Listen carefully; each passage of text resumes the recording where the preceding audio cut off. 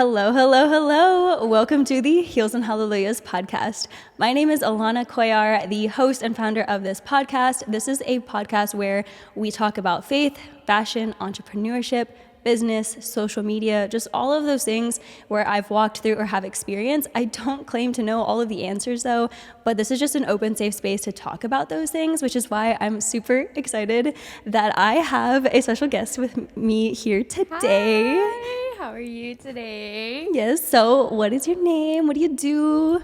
So my name is Mariana. I am the founder of Cherry Media Marketing, and we're going to talk about marketing today. That's what we're going to focus on. Yes, this is going to be so exciting because all of my episodes prior to this have all just been primarily faith-driven.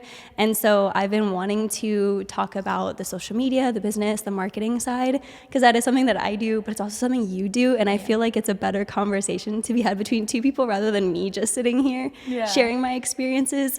So this should be fun because we've both been walking in doing social media management and marketing, but here's a fun question. How did we meet initially? Okay, so what I remember, and I don't really remember much because I have the memory of a fish.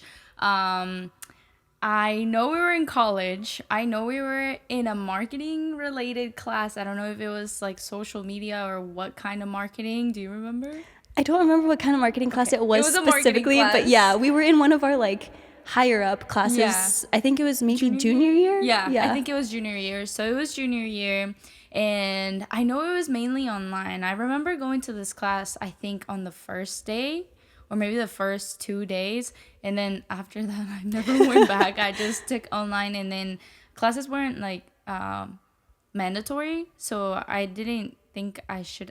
I don't know. I didn't go to a lot of my classes if I didn't have to. It's okay. I didn't either. Yeah. I was like, I would rather go out there and learn this stuff instead of, sitting there learning the same things that I could be learning while getting experience somewhere else. But college is important. Kids go to college, especially if your parents are paying for it, or if you are. Yeah. Yeah. Right. Like that adds up. But yeah, so we were in that class, and we had a project, and I think the teacher put us in groups, or we made our own groups. I don't remember exactly, but I know we were in like in a group together, and we had to do this project. So we did it online, and we had maybe like a Zoom meeting. I don't remember ever seeing your face, but the day of the presentation, we went into class because we had to present. It was for a grade. Didn't we have to build a business from scratch, basically? Something like that? And we had to create the marketing plan for it? I think so. I don't know. It was something like that. It was. And didn't you propose like your business? Because okay, I remember. I'm remembering now. At the time, I remember distinctly, like, you and I were the two who kind of like took reins of like, we're gonna do most of the work because we're both just those types of individuals. But at the time, I was doing social media management for a friend's business, and so I was like, okay guys, like I'm already doing this for a friend, and I thought it would make it easier on all of us, especially since none of us were meeting in person. It was just all over Zoom, and we met for the first time like in person, day of presentation. It was really weird how we met too. We were at the library, and we kind of all like, we were like, yeah, where are you? I think I was sitting next to one of those girls before like we started texting, and then whenever we started texting, like, oh, I'm here, I was just kind of like looking to my side, and I was like, oh, she's right there, like, what do I do? I didn't know what to, like, I felt so awkward in that moment, and I was just kind of like, hi, I think we're in the same group. Like, and she was like, yeah, and then I think you got there, and I don't know how we started talking, but I think I told you something about your outfit, probably. I feel like, most likely, because you always, like, dressing up. You always look so good everywhere we go, whatever we're doing. I usually wear sweatpants if I'm in a rush. But she dresses up she looks so presentable every time we go anywhere. Thank you. Anyway, so it was probably something about that. And then we just started talking. And I don't know how we like kind of connected in that moment before the presentation. We were just like, oh, and you're doing this, blah, blah, blah. And I was like, oh my God, I don't know. I don't even remember, but I know that's how we clicked. And then eventually, I think we didn't really talk after that. Yeah, it had been a while that like we went a while with not talking. Not like it was intentional. I want to say like there was at some point where we reconnected like the following year because we had a class together again. And I saw you walking. I was like, You probably saw me walk in super late. Yeah. I know that girl. I talked to her. Yeah. I was always late to my classes, but hey, you know, I still got the grade. Oh, you know what? I think it was God that reconnected us. Talking about God, because I remember I was going through a tough time. Like, I think this was a year after I met you, and you had mentioned something, or I saw your Instagram or something was mentioned about young adults. So at that time, I know I was struggling with some things, and for some reason, I just felt the need to reach out to you. And I remember I asked you, like, hey, you mentioned something about like younger people going to church, and because I'm Catholic, so and I'm from Mexico, so I've never heard anything about young adults or anything related to anything like that. So I was really curious, and I reached out to you and I asked you about that. And you told me like, oh yeah, we meet up every Monday at this time. And so I went to a couple of those, and that's how we started like hanging out again. I remember now. Okay. Yeah. I remember kind of my back story of that, like on my behalf. Like when you reached out, you have no idea how excited I was, because when we first met, like I knew you believed in God, but I didn't know exactly kind of where you were at in your faith journey. And you being Catholic, I grew up in the Catholic Church, and so like I understood where you were coming from, but it was one of those to where I was like, okay, I don't know. Like I had kind of brought it up, but again, I know you were going through things, and so it just didn't seem like a super fresh or easy conversation to have, but I wasn't gonna like push it or force it. And so when you reached out again and asked about that, I was like, yes, thank you, Lord. I was so excited. Yeah. So I went to a couple of those with her, and I really liked it. It was definitely a different experience from what I have experienced like all my life, like going to Catholic mass. But it was different, but in a good way. You know, it was. I'm like talking to. No. Sorry guys, this isn't the first time I've ever recorded a podcast, so I don't know where to look. It's okay. Yeah, but we're having fun. Yeah, and like that's the thing, like this is all just, you know, conversation, and it's just for fun. But yeah, and what she means by like different, because like if you're not familiar, like there is differences between Catholic masses and then non-denominational like Christian gatherings. Some, like I would say like Catholic masses are far more traditional, like the kneeling, the standing, the more kind of like the monotone like singing. It's a little more, what was the word that you used the other day? Up, oh my god, something with up, like for like Christian songs? No, for you were saying, you're like, oh yeah, like Christian songs are good, but I like, you know, like a lot of the more like Catholic ones are not solemn. I feel like started singing. I think I just went like, oh. Yeah, that's the best way to describe it. That's how they are. Because words are failing me right now of how to describe it, but I feel them in my soul. Yeah, they're just a little bit more deep, and whereas non-denominational like Christianity, there's a lot of similarities, but we just see it as like you don't have to. There's no like certain way that you have to express your relationship with God or like the worship, like you don't have to kneel, you don't have to be standing. Like if you feel like closing your eyes, if you feel like kneeling, like that's totally okay. Like literally just do whatever is most genuine to you in how you express your relationship with God. So yeah, that was kind of like a little side note of like how they're a little different, but there's a whole lot more as to how it's different. But and we could talk about it later. Yeah, I was like, that's another time. Another topic for another day. Yeah, but long story short, I know like once we reconnected, I feel like, and you started coming again, and then we actually started hanging out a lot, and then I know we both, we of course have had our own like journey as far as doing social media management and having our own business, because you have an LLC, correct? I have a corporation. And then I have an LLC in that, and so tell me kind of like, obviously you had been doing it kind of during college. Kind of tell me a little bit of like your story, how you figured that out, like what to do, the steps to take. Did you seek, you know, like help from other people? Because I know like me, for myself, I'm not going to act like I knew all the answers. Like there's so many things where I was terrified because things hold like legal consequences. And I was like, I don't want to mess this up. Yeah. Plus we all start somewhere, and we don't all know everything. So for me, I actually wanted to be a lawyer. Wow. It was kind of forced to me, I guess, a little bit, because my family in Mexico is full of lawyers and doctors. So it was like my mom had two daughters, me and my sister. So one had to be a lawyer, one had to be a doctor.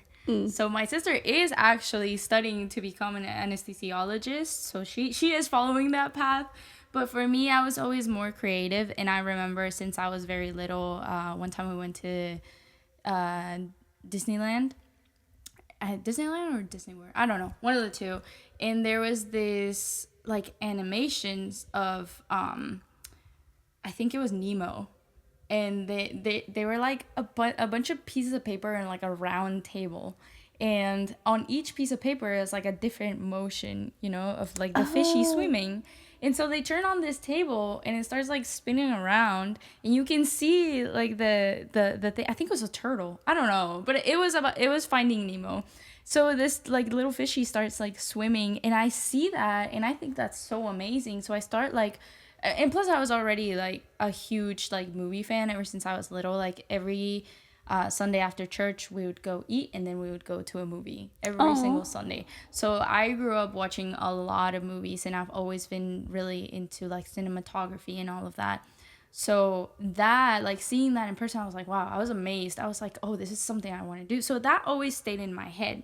But as I grew up, obviously, like you have your parents telling you like what to do, where to go. So in high school, I was given the opportunity to be part of this class called ISM, but I don't remember what it stands for. I just know that in that class, we had to have a mentor, and we had to do a project at the end of the year.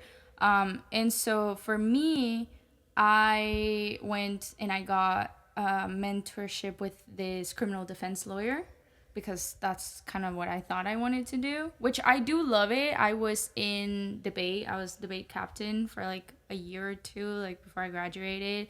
And I was kind of forced into debate. Not forced, but we were put in there. I was put in there by my Like what's it teacher. called? Yeah. And I didn't know. So when I wasn't there and they were like, get up and give a speech, I was like, what? I was like scared, but I loved it. I actually ended up loving it. Anyways, so I'm in this class. I get my mentorship with this criminal defense lawyer, and I create, or like my project was going to be a pro bono clinic, which is like free legal aid.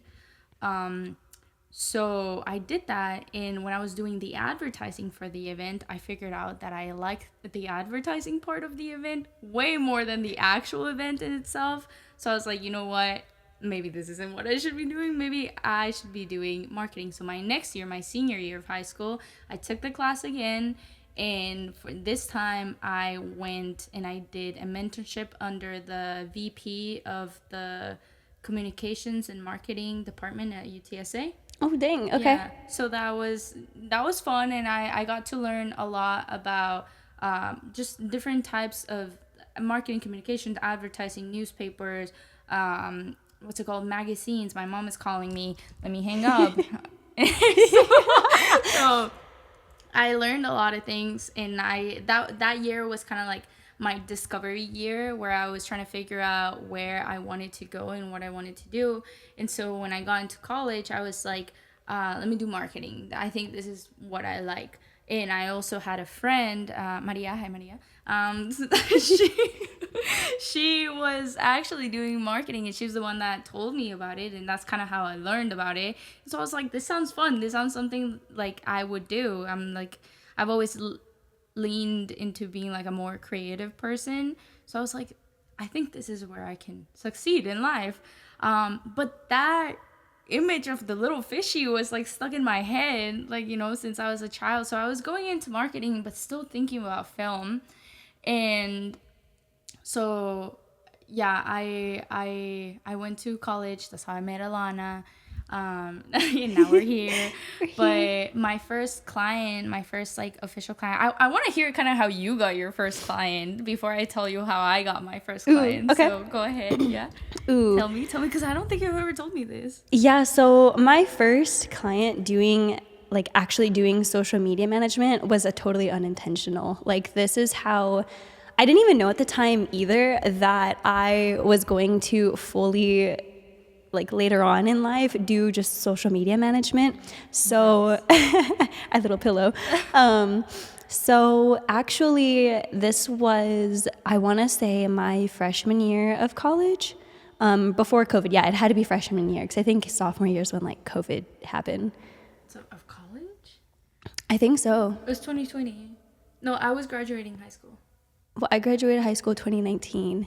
Oh. And then straight after that. She's older than me. Guys. Why did I forget that? Because I remember going to college like my freshman year, like in person. Okay. So it was like senior year or sophomore year for you? Senior? No, freshman. It happened Why am I probably, yeah, maybe midway through freshman year of college. Yeah, going. So at the time, I guess let me backtrack. So I originally wanted to study film. That's what I wanted to do. And so, because prior to that, like starting at the age of 16 is when I picked up photography. So I started doing freelance photography.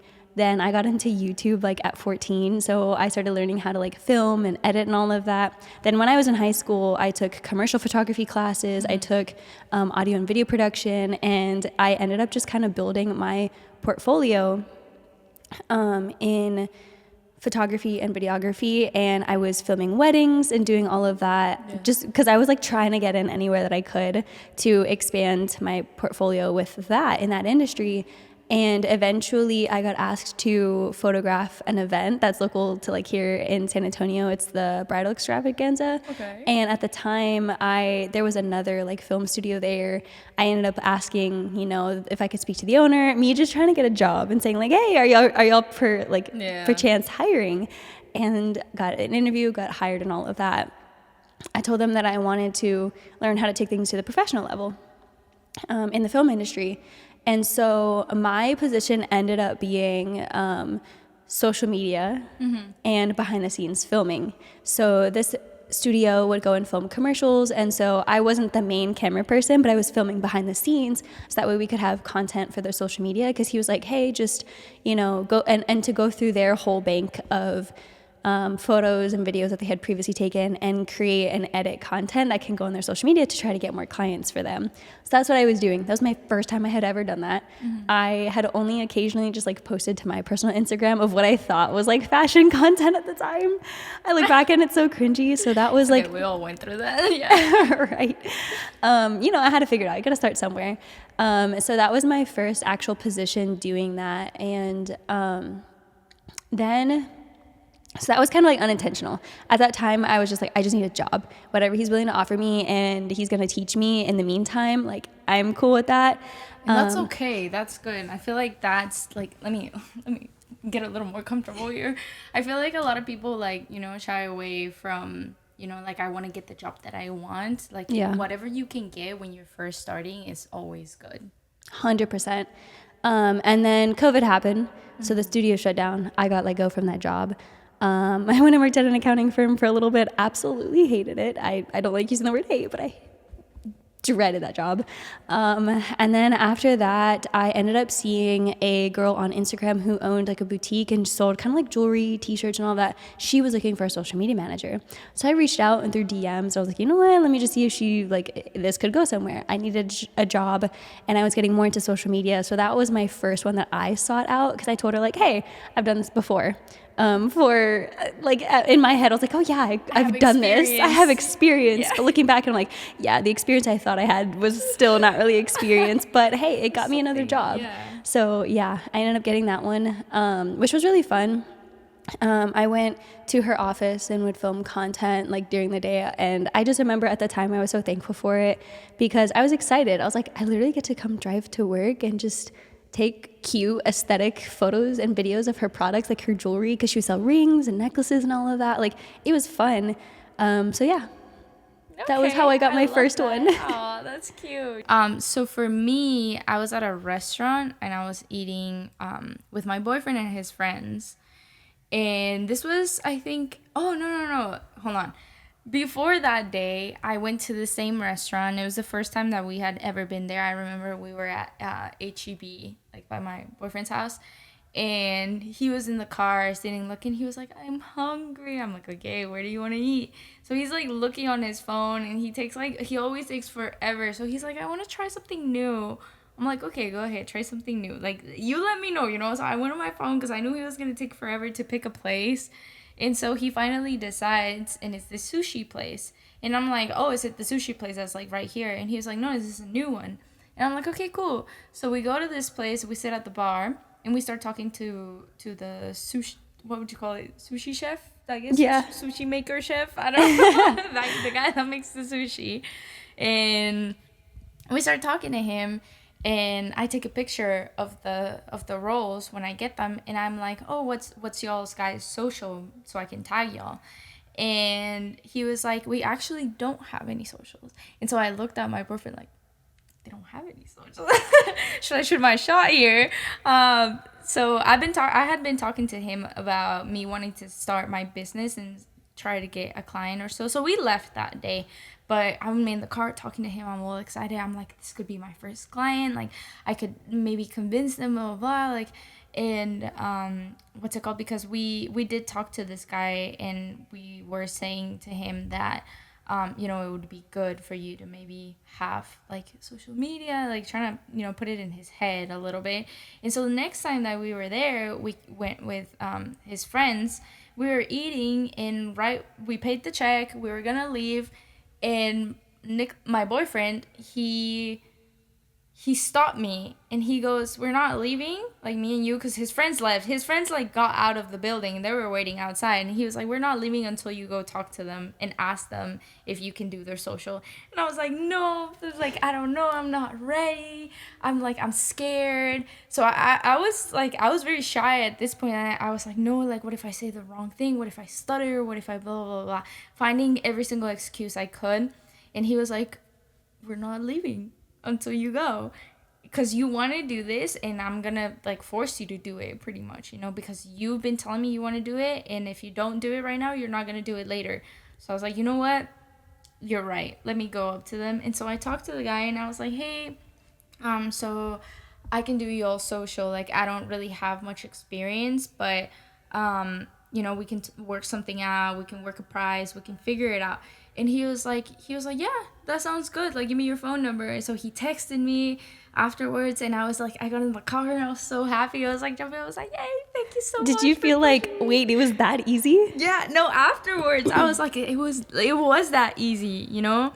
And now, like, you know, all this time has passed, but now I see so many videos on my For You page when I'm on TikTok, Instagram, wherever.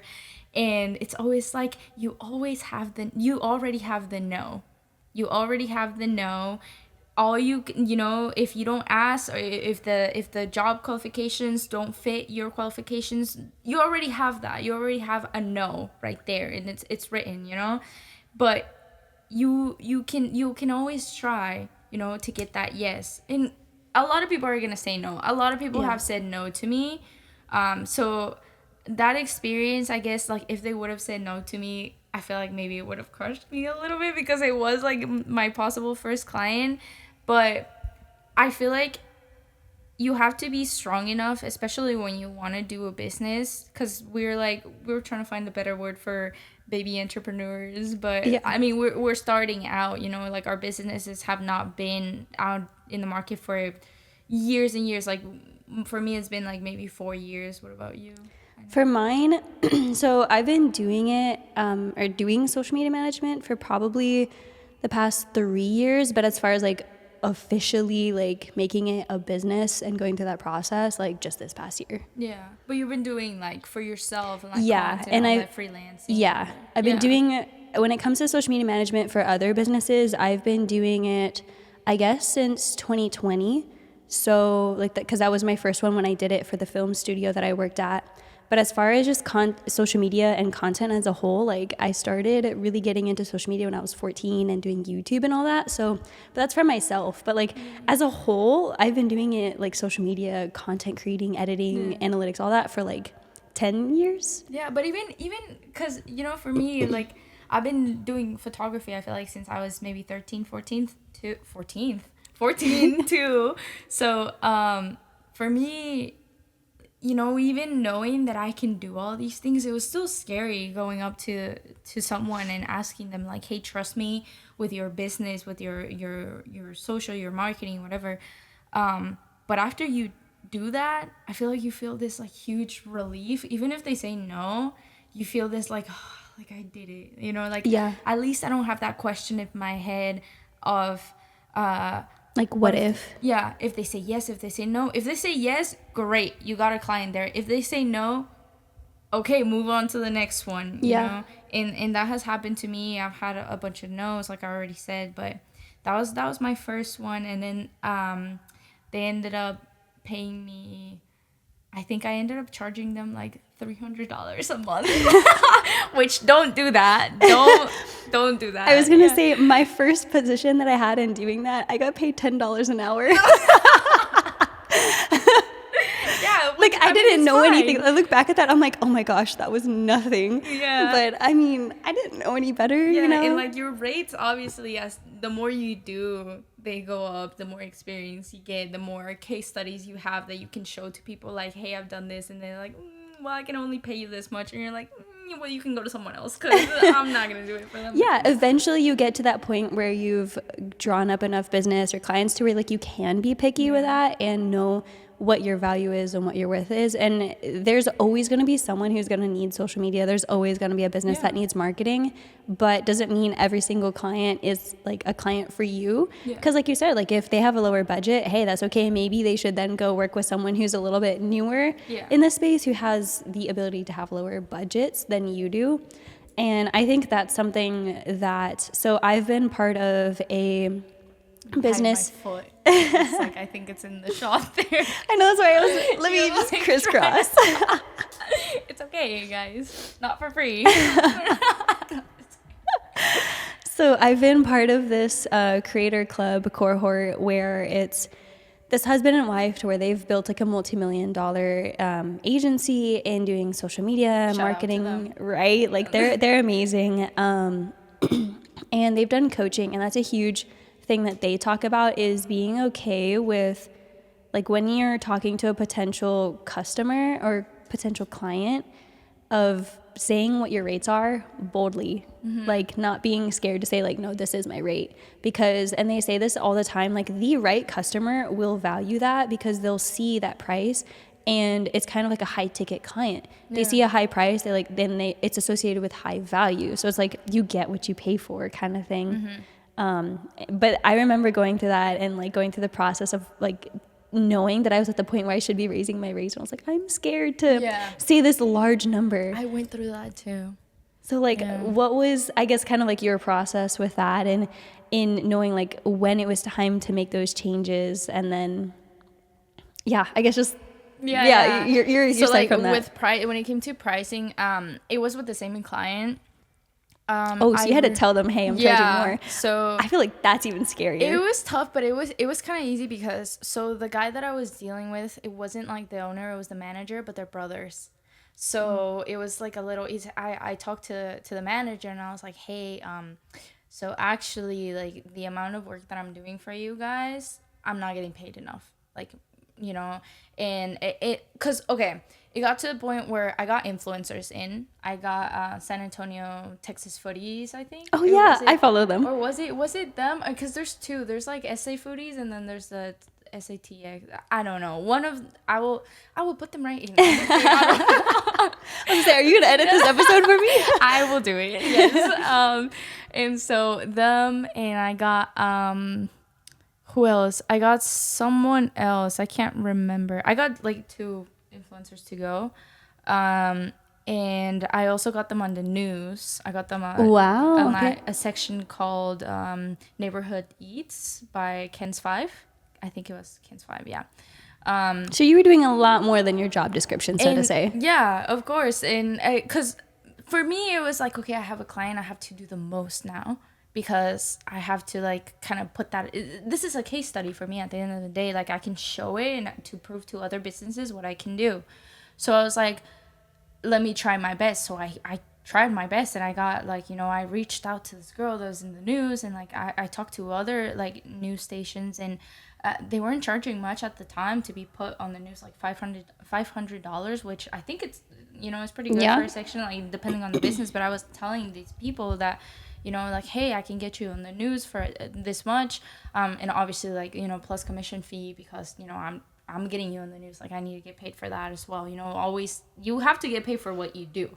Right. And there was a point where like when I first started, that I was like, I'll just do it for free, which is okay. Like, it's okay to work for free. And I think that, me and my boyfriend, we've preached that, because we have done that. We've worked for free, but those opportunities that we have gotten from working for free have landed us like bigger clients, because we have those examples of like, I've done this for free. But you have to know, to get to the point where you're like, okay, I can't be doing this for free anymore. And right. like the value of my content and what I'm creating is not like, I'm wasting my time when someone else is gonna be paying me, Yeah. So, and I think like you said, it's so important to, if you're just starting off, do stuff for free, build a portfolio, because that's like the number one thing that I always see business owners ask when I'm prospecting them as a client. They're like, oh, well, what's your website, or what's your portfolio? What's your work? They always want to see that. Yeah. Rightfully so, because I would think the same if I'm a business owner and I'm going to pay you X amount of money. Like, I need to know that my money's going to be well spent.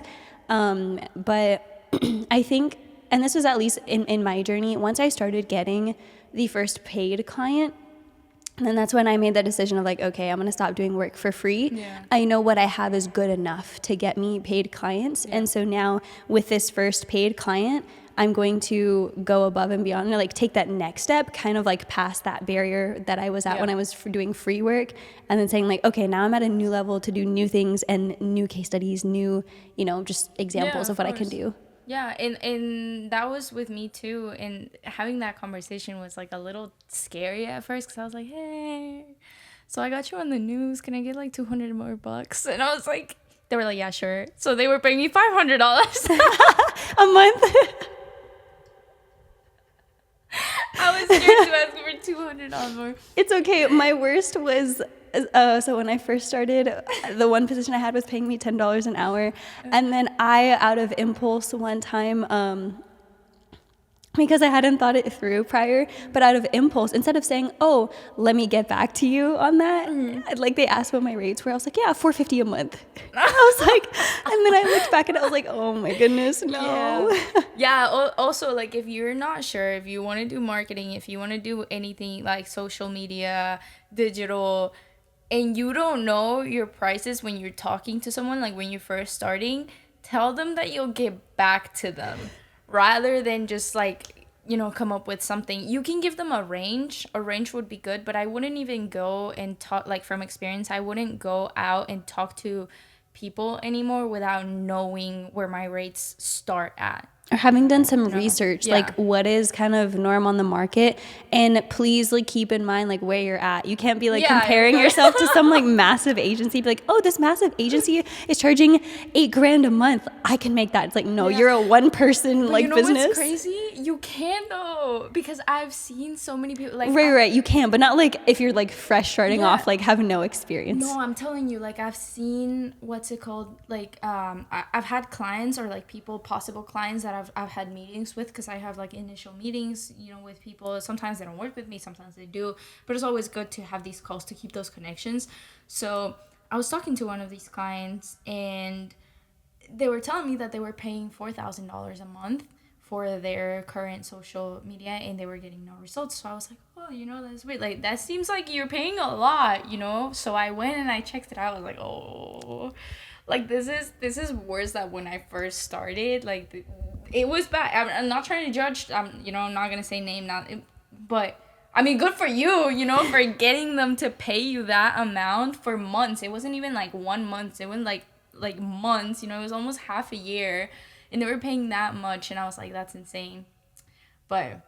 But I think that also goes to show that business owners too, like their main concern is just running their business. Like I've heard it so much in talking to different business owners that they're like, they don't want to have anything to do with the social media. They're like, I'm the business owner. I've got way bigger problems to worry about than what my social media looks like or what the marketing plan is. So as long as you as the social media manager or, you know, marketing manager with your business, like know what's going on in their business and tell them like, hey, like I always tell them too, like, hey, there's going to be like some level of involvement in things within your business that I'm going to need to know in order to do marketing well for you.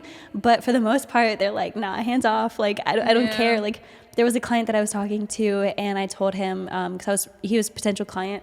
And I said, yeah, no, like I just, the only thing is, you know, especially at first as I'm getting to know you and knowing your business, like we'll have more frequent meetings, like, but nothing long, like we'll keep it brief. And he's like, oh yeah. He's like, I prefer not to really like know much of what's going on. I was like, oh, okay, great. Like for me, I'm like, I love that. I mean, that's less time that I'm having to spend in a meeting for him and less time he's having to spend in a meeting with me. But there is also that safety of me personally. I just always want whoever is paying me to know that I'm doing something with their money. And I think it's also like a security or like a safety kind of net too.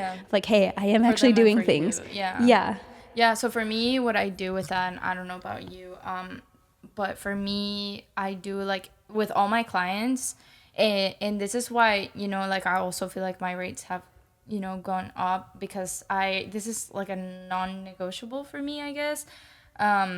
Like if they're like, oh well, I don't need to know that. I guess I could work it in there with them, but for me, I feel like it's important for them to know. I do an analysis report at the end of each month that I'm working with them, and I do a content calendar. I couldn't think of the word. A content calendar. Oh my god! I have to go now. She said, dee-doo. A content calendar every month where they can see, you know, like in like all the posts and everything is organized, just so they can see, you know, because sometimes well, and it depends also on the business and whoever is hiring you, but sometimes I touched the mic again, sometimes they don't want to know anything, you know, but it's always good to be like, you know, it's right here, by the way, because you don't want to get them to the point where like, well, I've only gotten like this amount of new clients. I was like, okay, but you know, this is where your page is at, you know. And usually a lot of business, like when it comes to social media, especially if they have like no social presence at all, it's going to take like at least 3 months to start seeing that. So me personally, I know you said you hate the word hates, but me too, but I hate when clients ask you to see results in like in a month or in a couple weeks, or like, oh, I just want to see like in a week what you can do for me. I was like, nothing. I can't. Like, nothing's gonna happen in a week unless like it goes viral, and I'm like, okay, crazy, you know, like I did think that. But with that too, like even if you're doing like a paid ad, like like because there's a difference. I'm like, okay, some businesses want to see results really quick, and it's like you can get those results, the reach, the likes, the whatever, the shares quick if you're paying, like boosting those posts. But in the end, I'm like, that's essentially just kind of like fake engagement, because if you're not like building a strong foundation with the business first, like in organic stuff, and like that's what I tell them. I was like, me personally, what I do, like you might be different, but like I always tell them like I focus on organic, because like I want to build something authentic and real for the business. And also I've gotten to the point too where I know kind of where my strengths are and where my weaknesses are, and what I can become like, or what I've become more of an expert in. And so when clients ask me, for example, like, oh, do you do websites? I'm like, no, I don't. Like, I'm not going to lie to them and say like, oh yeah, I know how to build websites, XYZ. I don't know how to. Yeah. Or like, you know, just as an example. So I know like what my like kind of boundaries are and where I'm just going to go with my business. And so I think that's a helpful thing to know, like in any business that you do, even if it's not social media marketing, but just like know what your limits are instead of saying yes to like everybody and then it coming back to like bite you. So I mean let me see, because I feel like with this I feel a little different about it. There has been, okay, but it depends on the person that you are personally, I think, because you can't, and there's different things you can say yes and no to. So there's some things you can be like, yeah, like I know how to do it. And I'm the kind of person that if I don't know how to do something, I'm like, yeah, I do. Like I just say I do, but then I go and I learn good, you know, like, and I'm not gonna like charge them like extreme. Obviously, like, I've gotten to the point where I don't have to lie about that, but when I first started, I was like, yeah, I do, and I didn't really know, but I would go and I would figure out, I would do courses, I would look at YouTube videos, I would do whatever, because I was like, I'm not gonna lose this client, you know, over that. And that's something that my dad told me. He was like, if you don't know, just say you do, and then go and you figure out and you do it, but you do it good, you know, and you're not gonna, you know, overpromise and what's it called, and underdeliver. Yeah. So that too, like, you, and obviously, I mean, it depends, like I said, it depends on the kind of person you are. So if you know as a person that you are not gonna be able to do it, I wouldn't say, you know. But if you're an entrepreneur, I don't know, I don't like saying that. Be honest with yourself. Yeah, be honest with yourself. But I also don't like telling people like, oh, like, just know who you are and you're not gonna be able to do it. Like, I like to tell people like, yes, you can. Yes, you can do anybody it. really can. Yeah. If you really set your mind to it. Yeah. Because I agree with that. Like, as far as not limiting yourself. Because if you think about it, all entrepreneurs, like, if you had the guts enough to even become an entrepreneur and start a business yourself, like, you have the willpower to just go and learn anything to make it work, or find someone who does to fill in that gap for you. Like, for websites, for me, luckily, I'm sorry I interrupted you. For me, luckily, it's been like my boyfriend, he does websites, and he got into that after I started doing social. Nice. So to me, it's like a redirect. And not even him, like, networking is really important too, because if you can't like offer, for example, let's say a website, I might introduce you to a guy actually. If you know someone else that's in the business, you can always just send them to them and you get that commission for that like third party connection. Right. Yeah. So for that, yeah, remind me after this. We'll chat after. Yeah, because like I know some people, but yeah, so that's always important, you know, to look. Even if you can't do something, find someone who can do that for you and talk to them and figure something out where you can get something out of it and they can get something out of it as well. Yeah. 100%. And I think the other thing that I was going to mention, like, for me personally, and this is where I say, like, it differs and it just depends on, like, your personal circumstance of, like, you as an entrepreneur. Of course, anybody can do anything if they have, like, the mindset and the willpower to do it. But I think, like, for me personally, because so my circumstance is, like, my business isn't the only thing that I do. So I also have my own personal content creating. She's an influencer, guys.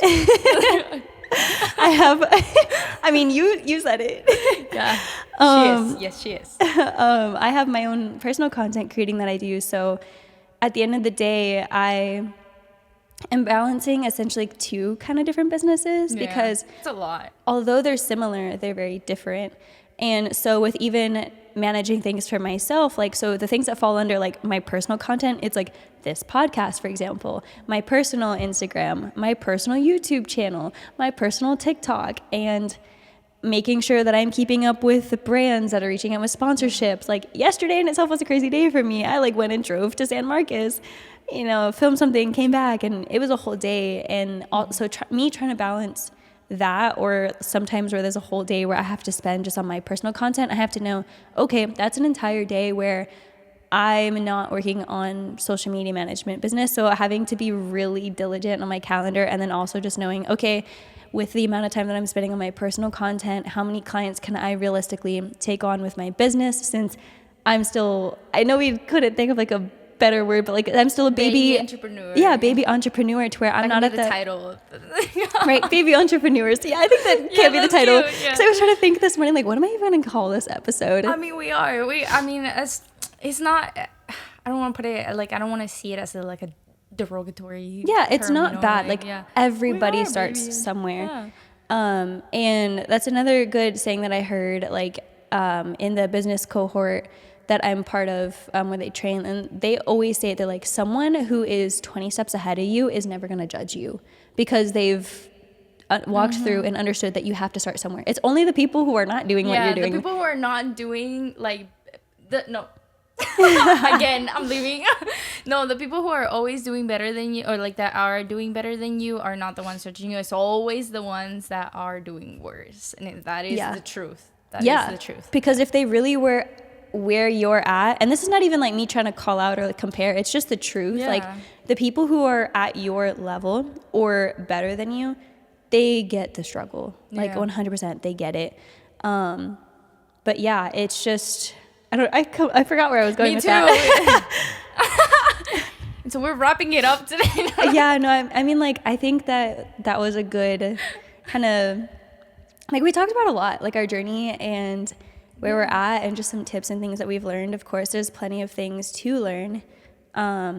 And knowing like your boundaries, which you want to say yes to, knowing kind of what you're worth, but don't be afraid to start. Don't be afraid to be a beginner. Yeah. Like always keep a learner's mindset. And I like, that's my biggest thing. Yeah. Is just like, because I know like I have to check myself, like that fear will get to me sometimes and I'll second guess and be like, oh, I can't this, I can't that. I need to have, happens, yeah, it still happens. So I think having strong people around you who are kind of going on that similar journey helps so much, which is why like recently we've gotten like so close on that because we relate, and I've loved it. Like I enjoy it so much because we talk about it all the time. So I think we talked a lot about just really good points for baby entrepreneurs, which I guess if we were to wrap up, what is one solid piece of advice that you would give to a baby entrepreneur that you wish you knew?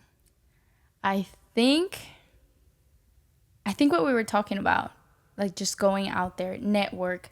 It is so important, especially in this industry, to know people, you know, and when I say network, like I take it seriously, you know, like don't just, you know, your friends or friends of friends, like go, which, you know, like friends of friends. There has always been like people that have recommended me, you know, because they're my friends and they're like, oh, well, I know someone.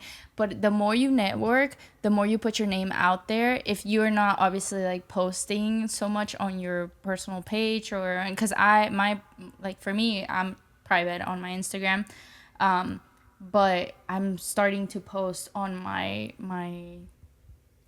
business page.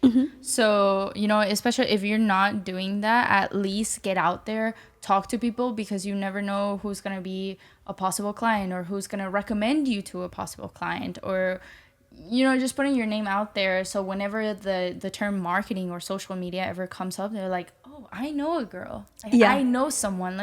And that has happened to me so much. Most of my clients have gotten that way because I know someone that knows someone. And so to me, that's my biggest piece of advice. I think it's definitely network, go out there, meet people, coffee shops, events. You can go on LinkedIn. There's so many people that post about events that are going on in your area. So just look up your area and look up networking events, or if you're a woman. That's exactly what we just did this past week. But yeah, no, I definitely agree with everything that you said when it comes to networking and talking to people, because you quite literally never know who you're going to be sitting next to, like in coffee shops and everything. Which, by the way, hold on, let me. So something happened to us in Austin. Oh my goodness. We went to, we both kind of had a little tragic moment. So we were like, oh my God, we're at South by and we're at this event. We're networking with a bunch of people, and Alana turns to me. She looks at me and she's like, I want to go talk to this guy because he seems like he's in the fashion industry. And I'm like, yeah, because I was looking at his outfit. I was like, no one dresses like that if you're not he was into fashion. Yeah, and so I'm like telling her, like, go talk to him, you know, like find a space. And she's like, but he's talking to someone else. So I'm like, just find, just interrupt him at some point, you know, politely, and be like, excuse me, like, I just wanted to say blah, blah, blah, blah. So I noticed that she keeps like eyeing him because she wants to go trying to find my moment to get in the conversation. She never did. This guy left, you know, and then it's the next day. I'm in my room and I'm like organizing myself, putting out like books, business books and stuff, because I'm trying to, you know, stay up to date. And so I go on ChatGPT and I ask it to tell me where to give me more resources on, you know, digital, social, whatever, you know, marketing, so I can stay up to date. And so it starts listing books, it lists like courses, and then it lists podcasts and YouTube channels. So I'm looking at the podcast and YouTube channels, and first one, Alex Hormozi. Okay, everyone knows Alex Hormozi. I was like, okay, cool. I go to my podcast on my phone, look it up, Alex Hormozi ad. Okay, next one. I'm like reading my list of ChatGPT. Next one, blah, blah, blah, blah. I look it up, ad. Third one, I'm looking at it and I'm like, okay, cool. Look it up. I click on it. This image pops up and I go, it was the guy that was standing next to us. That I wanted to talk to. And I just like, there's no way. Like, there is no way. Oh, where's my phone? Yeah, I was literally just holding my phone like, huh, okay.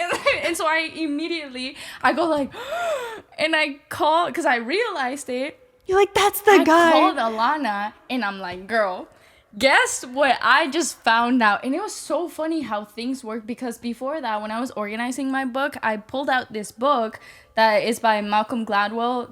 It's called Talking to Strangers. And I read the first couple of pages of the book, and I was like, it's talking about, like, go read the book. But it's a good book. And I just the way that things like unfolded, like meeting this guy, not talking to him, then the book, talking to strangers, and then it was him. He was standing right next to us. Yeah, it and I was crazy. like, I was beating myself up. I was like, no way, that was him. Like, he's a designer, CEO, has podcasts, like a business owner, entrepreneur. Like, this man's done some great things, and I was there literally beating myself up for not just going and talking to him. Yeah. I was like, I will never be able to forgive myself for not doing that. But imagine if I would have never done that. If I wouldn't We have would gone have on my never known. computer. Yeah, we would have never known. But I did end up like- just being like, you know what? Since I lost my shot like in person, I was like, you know what?